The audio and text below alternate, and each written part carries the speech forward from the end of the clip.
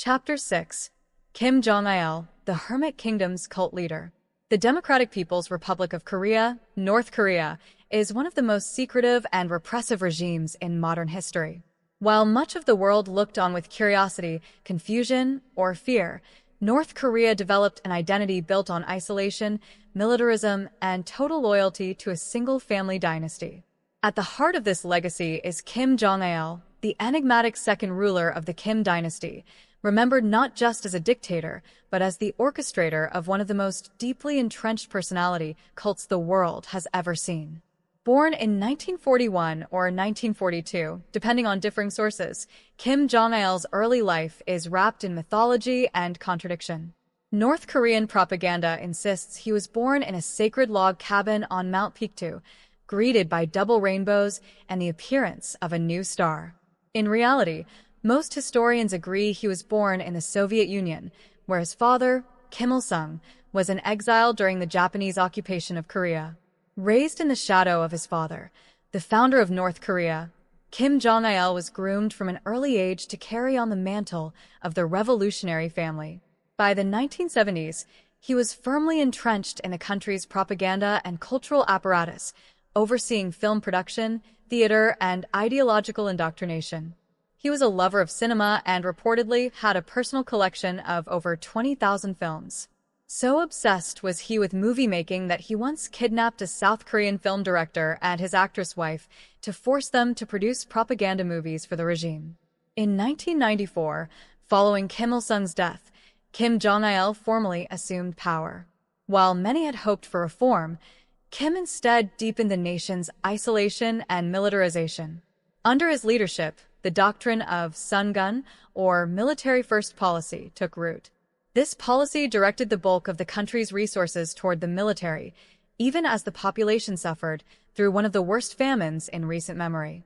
The Arduous March, as it was euphemistically called, was a devastating famine during the mid to late 1990s that claimed hundreds of thousands, if not millions, of lives.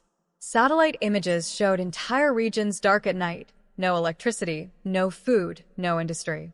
Meanwhile, Kim Jong-il maintained a lavish lifestyle, with imported goods, fine wines, and extravagant palaces scattered across the country. Internationally, Kim Jong-il was perceived as unpredictable and dangerous. He withdrew from the Nuclear Non-Proliferation Treaty in 2003, restarted nuclear programs, and conducted North Korea's first nuclear test in 2006. These provocations earned North Korea harsh sanctions, but they also reinforced the regime's narrative that only a strong military and a nuclear arsenal could protect the nation from Western aggression.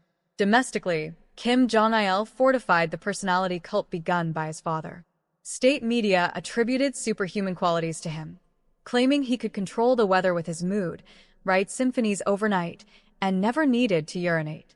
The entire country was mobilized to sing his praises, erect statues in his honor, and weep publicly at his appearances. Dissent, of course, was unthinkable and brutally punished. Labor camps, public executions, and generations-long punishment for thought crimes were the tools used to maintain absolute control. Entire families were imprisoned for the alleged crimes of one member. Surveillance was omnipresent. Fear was institutionalized.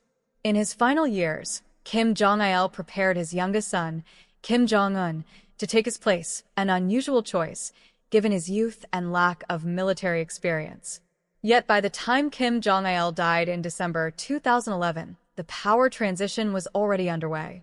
His death was marked by orchestrated mass mourning, with citizens forced to demonstrate grief for the dear leader. Kim Jong-il's legacy is one of contrasts, an invisible ruler who controlled every detail, a leader revered and feared in equal measure, a man who weaponized mythology and isolation to build a state where truth itself was subject to the will of the ruling family. His reign entrenched the Kim dynasty, laid the groundwork for a nuclear-armed North Korea, and ensured that a regime built on fear, fiction, and authoritarianism would not only survive, but persist into the modern day.